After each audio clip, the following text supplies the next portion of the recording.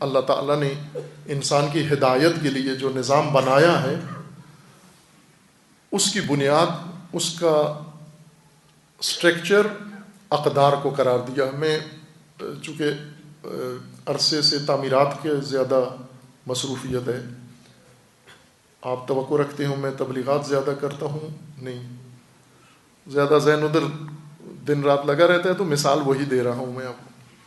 بلکہ یہاں اسلام آباد سے ایک عزیز نے کئی دفعہ مجلس کی دعوت دی، میں نے معذرت کی، مصروف ہوں، تو انہوں نے کہا کہ ٹھیک ہے ہم تعمیرات پہ ہی ایک اشرا رکھ دیتے ہیں تعمیرات پہ آ کے کچھ پڑھ کے چلے جاؤ. چونکہ وہ دن رات وہ مصروفیت ہے، تو مثال میں وہی دیتا ہوں.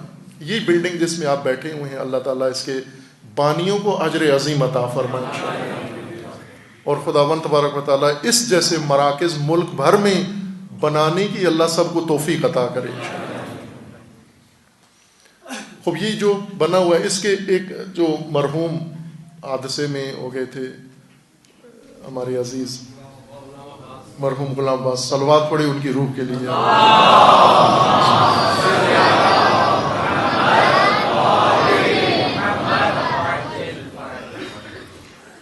وہ بھی ایسی شخصیت ہے زیدی صاحب کی طرح.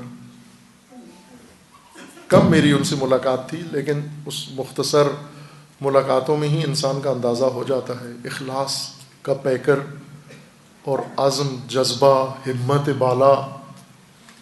اور پھر وہ آپ زیادہ جانتے ہیں چونکہ آپ کے ساتھ تھے وہ. اللہ تعالیٰ ان کی مغفرت فرمائے انشاءاللہ. یہ جو عمارت جس میں آپ بیٹھے ہوئے ہیں یہ سجی ہوئی ہے، اس کے آپ تزئینات دیکھ رہے ہیں، ڈیکوریشن دیکھ رہے ہیں، فرش بھی دیکھ رہے ہیں، اوپر بچھی ہوئی قالینیں، کارپیٹ، ہر چیز دیکھ رہے ہیں آپ. لیکن جو عمارت کا بنیادی ڈھانچہ ہے جس پہ عمارت کھڑی ہوئی ہے وہ دیواریں نہیں ہیں، بلکہ وہ اس کے ستون ہیں، پلر ہیں، کالم ہیں، اور یہ بیم ہیں پڑے ہوئے. یہ اصل عمارت کا بنیادی ڈھانچہ ہے جس نے یہ عمارت قائم رکھی ہوئی ہے. باقی دیواروں میں چنائیاں لگی ہوئی ہیں، اینٹیں لگی ہوئی ہیں، یہ اینٹیں نکال بھی لیں تو یہ سب کچھ قائم رہے گا. یہ چھت، یہ فرش اکھاڑ بھی دیں تو بھی یہ عمارت قائم رہے گی. یہاں جتنی تزئینات ہوئی ہوئی ہیں یہ اگر آپ اتار کے تبدیل بھی کر دیں تو عمارت پہ کوئی اثر نہیں پڑے گا. کہیں بھی کوئی تبدیلی لے آئیں، کھڑکیاں نکال دیں، دروازے نکال دیں، رنگ اتار دیں، ٹائلیں اتار دیں، ماربل اتار دیں، لکڑی کا سارا کام ختم کر دیں، آپ عمارت اپنی جگہ قائم رہے گی. کیوں قائم رہے گی؟ چونکہ عمارت جو بنیادی ڈھانچہ ہے اس کا، جو سٹرکچر ہے اس کا، کالم بیم ہے، ان کے اوپر ٹھہری ہوئی ہے. اس لیے یہ عمارت ہر چیز خراب ہو جائے وہ ٹکی رہے گی. لیکن اگر آپ کھڑکیاں دروازے رہنے دیں، شیشے رہنے دیں، اور یہاں ٹائلیں، کاشی، بجلی، کمکمے، ساری ہر چیز اپنی جگہ پر رہے، اور ایک ستون نکال دیں بیچ میں سے، ایک بیم نکال دیں بیچ میں سے، عمارت ڈھہ جائے گی آپ کی. اور یہ کام کبھی نہ کرنا زندگی میں.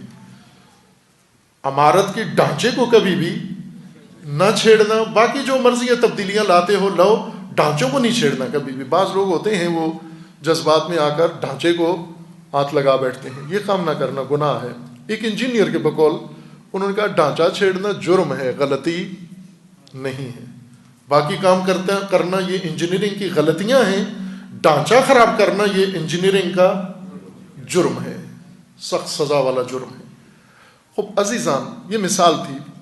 مثال اس بات کے لیے تھی کہ اللہ تعالیٰ نے انسان بنایا، انسان کا نظام بنایا، انسان کی ضرورتیں بنائی، انسان کا مقصد رکھا، انسان کو مقصد تک پہنچنے کے لیے راستہ بنایا، اہتمام کیا، آسمانی کتابیں نازل کی، نبی بھیجے، امام بھیجے، یہ سب کچھ کائنات بنائی، سب کچھ انسان کے ہر شعبے کے لیے بنا کے کائنات کو سجا کے رکھا.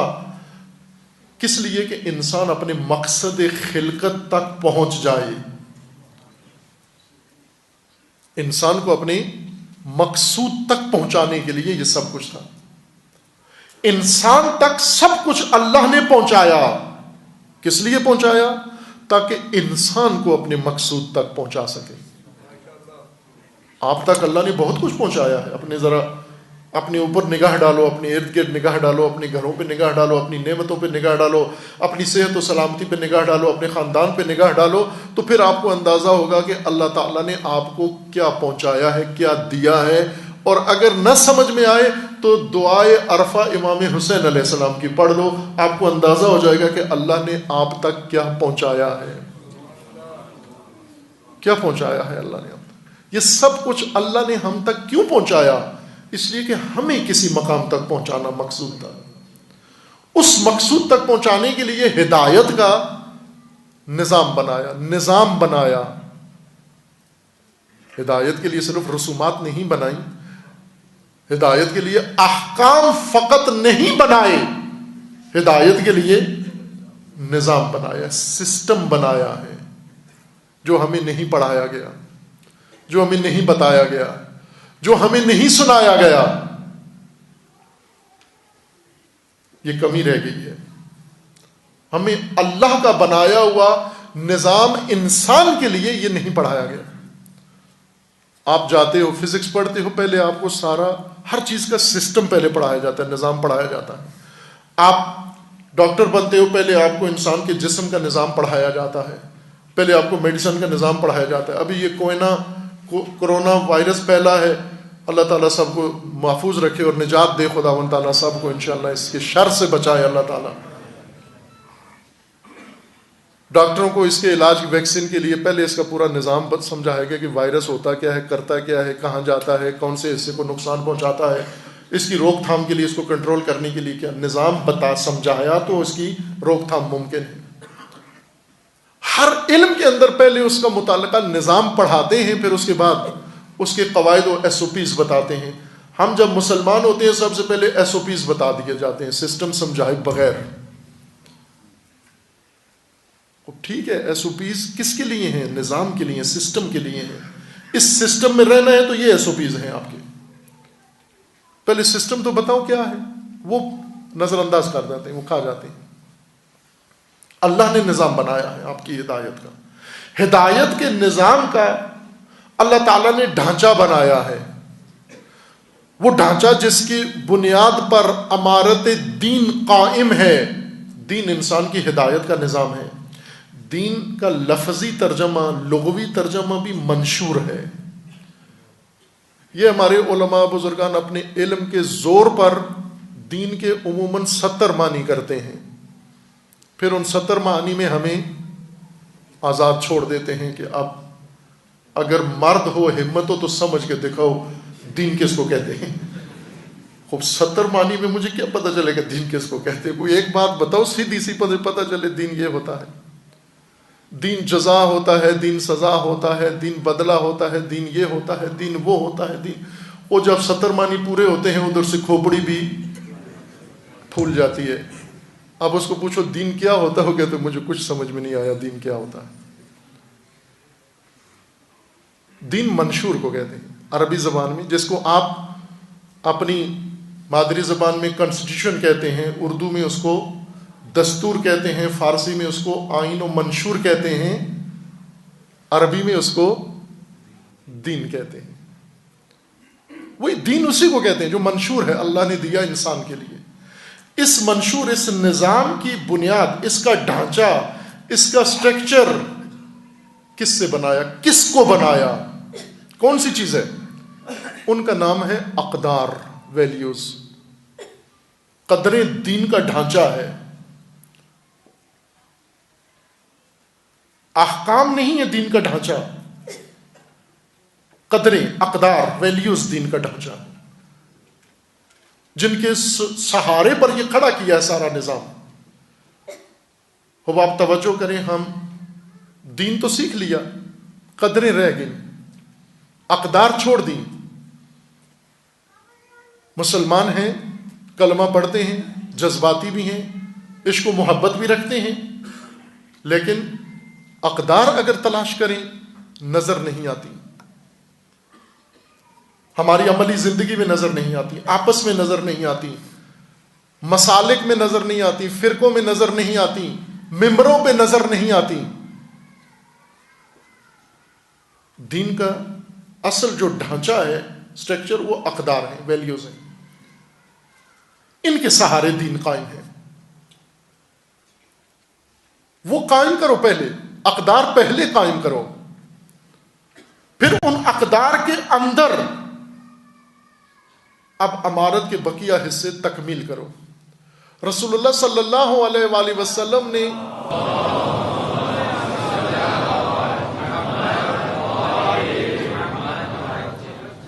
یہ تو مسلمات میں سے ہے، اس میں کوئی فرقے کی بات نہیں ہے، شیعہ سنی کی کوئی تفریق نہیں ہے، کہ 13 سال بعثت کے بعد رسول اللہ صلی اللہ علیہ وآلہ وسلم نے مکہ میں احکام، نہ روزے رکھوائے، نہ نمازیں پڑھوائیں، نہ حج کروایا مکہ میں رہتے ہوئے، نہ زکوٰۃ دلوائی، نہ خمس دلوایا، کوئی حکم نہیں تھا، لیکن دین تھا. احکام کب شروع ہوئے؟ مدینہ سے.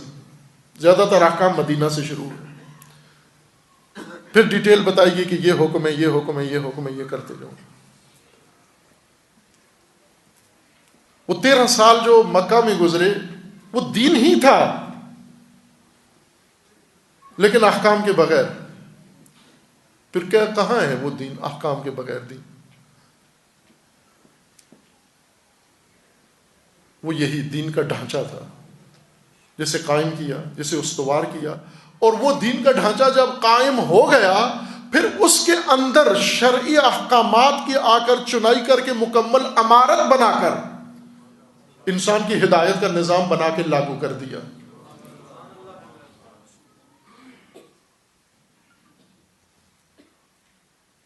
ان اقدار کے سہارے دین قائم ہے. عزیزان، امیر المومنین جو اپنے عہد میں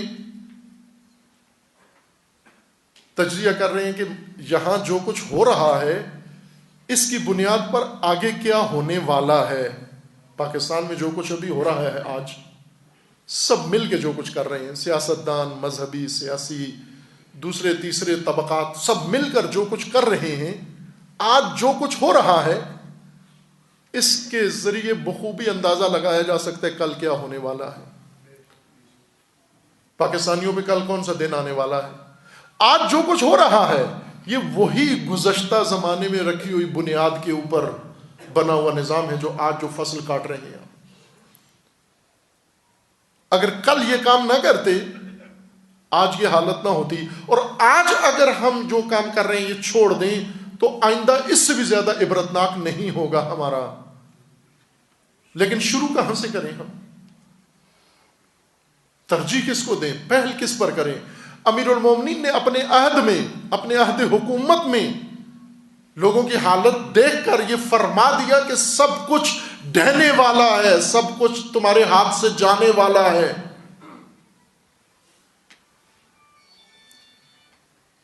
کیوں؟ اس لیے کہ تم قدریں بھلا بیٹھے ہو،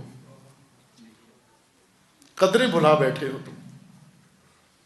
اور جب قدریں بھول جائیں، اقدار کا جغرافیہ درہم برہم ہو جائے، تہس نہس ہو جائے، زیر و زبر ہو جائے، پھر احکام اس امت کو قائم نہیں رکھ سکتے جو اقدار کھو بیٹھے.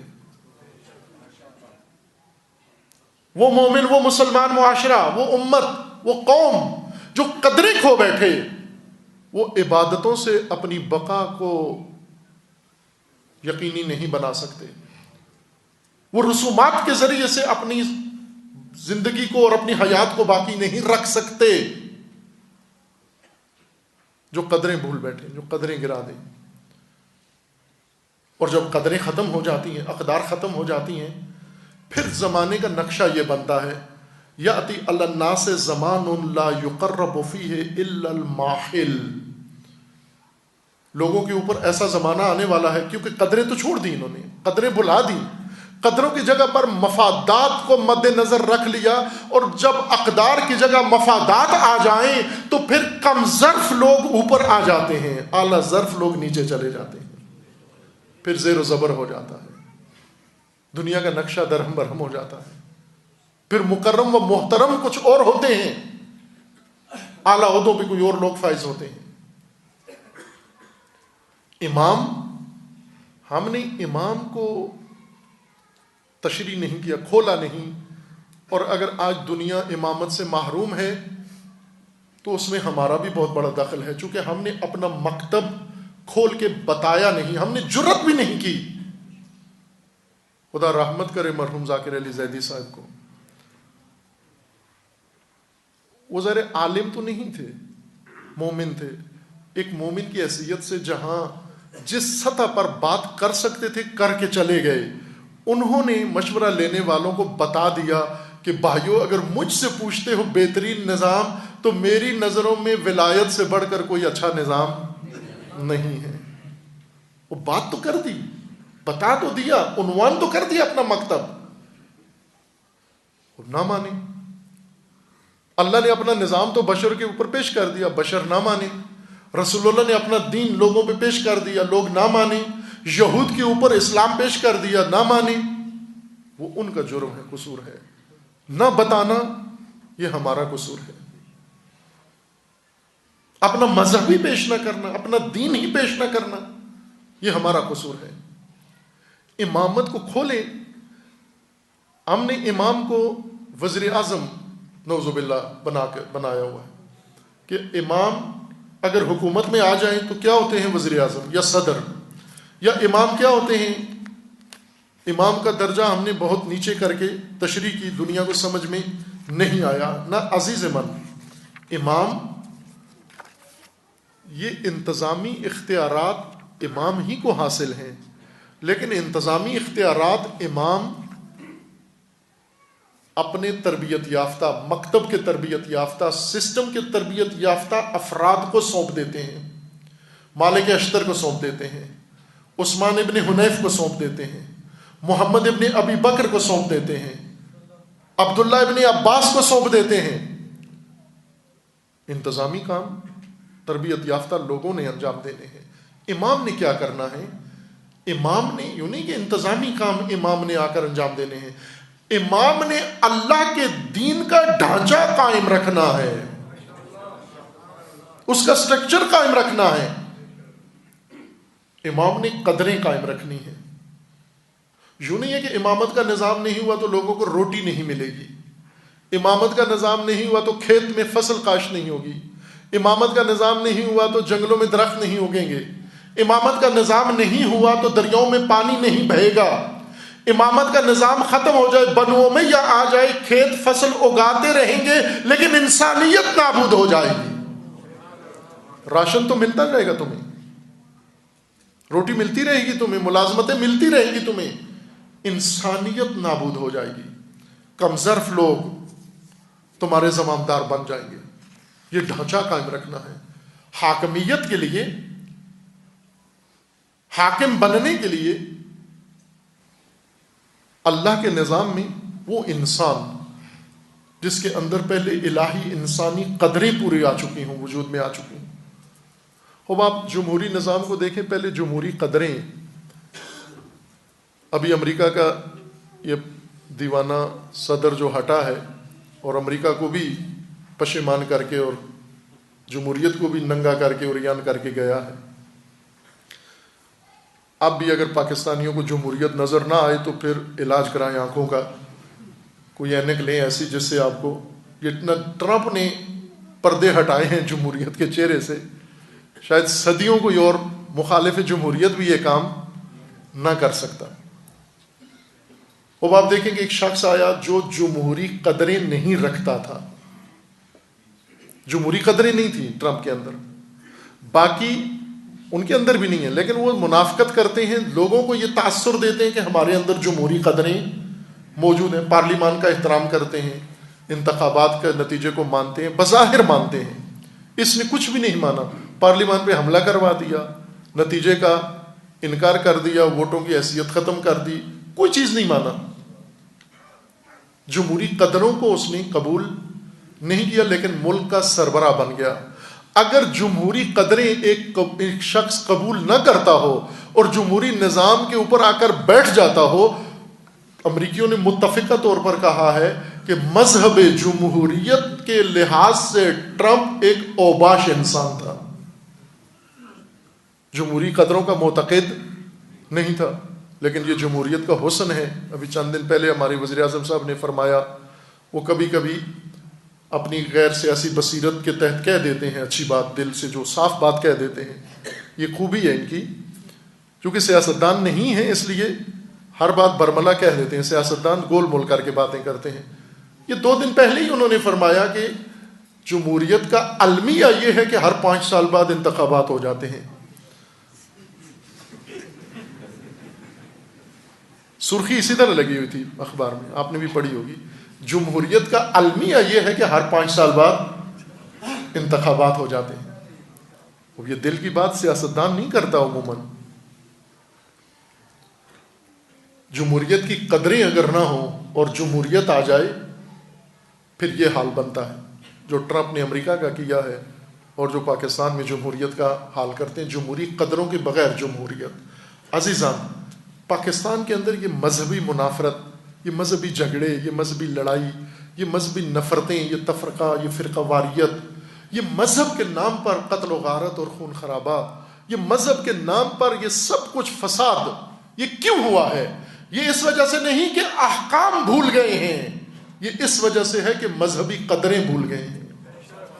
ان کے نصاب میں اقدار شامل نہیں ہیں. اور اقدار کہاں سے آئیں؟ انہوں نے جن لوگوں کی تعلیمات کو نصاب بنایا ہے، اللہ نے ان کو دین کا وارث نہیں بنایا تھا. جن کو اللہ نے دین کا وارث بنایا ہے انہیں معلوم ہے دین کی بنیاد کیا ہے، دین کی اساس کیا ہے، دین کا ڈھانچہ کیا ہے، دین کا سٹرکچر کیا ہے، دین کی زینت کیا ہے، بنیاد کیا ہے. اگر نہج البلاغہ نصاب میں آ جائے، تمام مدارس پاکستان کے نصاب میں نہج البلاغہ آ جائے، یہ سنیوں کے چوتھے خلیفہ اور شیعوں کے پہلے امام کے خطبے دین کے نصاب کے طور پر پڑھائے جائیں، تو خدا شاہد ہے کہ پاکستان کے اندر اقدار کا نظام کھڑا ہو سکتا ہے، قائم ہو سکتا ہے. میں آسان کام بتاتا ہوں. ظاہر مدرسے اور نصاب آپ کے اختیار میں نہیں ہیں، مفتی صاحبان کے اختیار میں ہیں، علماء کے اختیار میں ہیں، مدرسین کے اختیار میں ہیں. مدرسوں اس وقت خود ریاست کے لیے مدرسے ایک بہت بڑا مسئلہ بن گئے ہیں.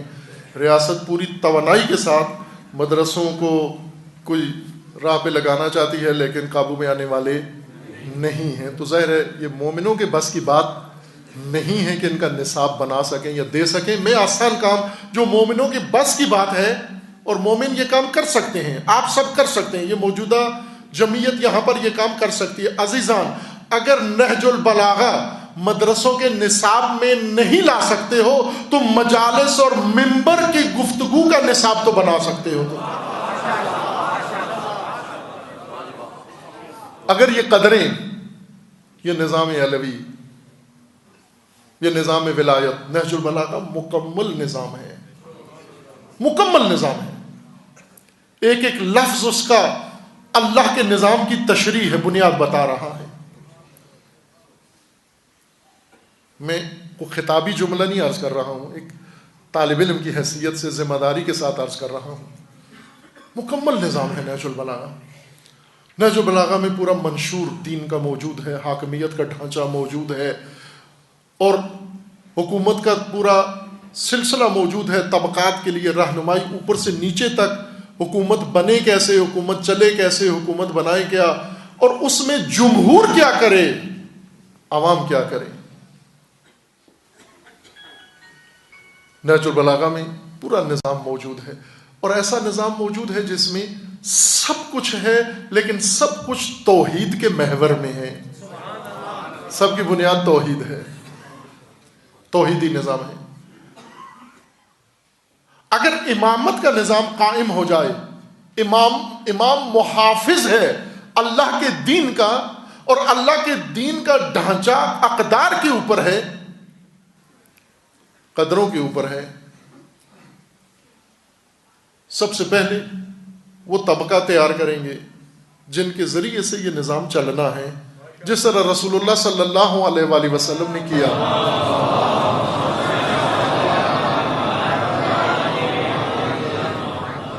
رسول اللہ نے جب ان کی ہدایت کا کام شروع کیا، کن کو پڑھانا شروع کیا، داخلہ کن کو دیا ہدایت کے اسکول میں، اپنے مکتب میں ان کانوا من قبل لفی ضلال مبین، کھلی گمراہی میں ڈوبے ہوئے جاہل، ان پڑھ، گمراہ، بدو، ہر خرابی میں غرق اور ڈوبے ہوئے ان کو اٹھایا، اللہ کے دین میں لائے اور ان کی گمراہی دور کر کے ان کو تطہیر کیا، تزکیہ کیا، یزکیہم ویعلمہم الکتاب والحکمہ، اور پھر اس کے بعد ان سے امت تشکیل دی جس سے اللہ نے فرمایا کہ کنتم خیر امت اخرجت للناس۔ آج تک اللہ نے جتنی امتیں بنائی ہیں سب سے بہترین امت یہ بنی ہے۔ کن لوگوں سے بنائی؟ آسمان سے نہیں اترے تھے، فرشتوں سے نہیں بنائی، انہی گمراہوں کی اصلاح کر کے بنائی۔ کیا کیا؟ ان کے اندر قدریں پیدا کی،